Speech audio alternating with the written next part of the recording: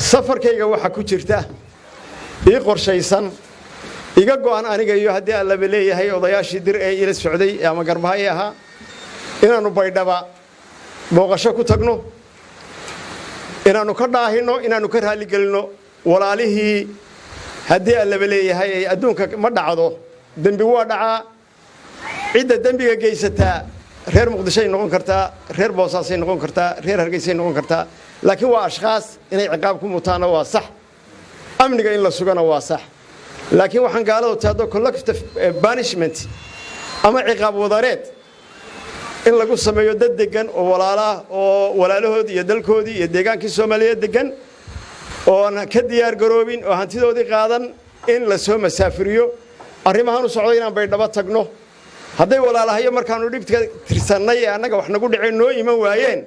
inaan maanta anagoo miisaan oo anugu aan boqorkii ahay aan hogaaminayno inaan walaalahayo u tagno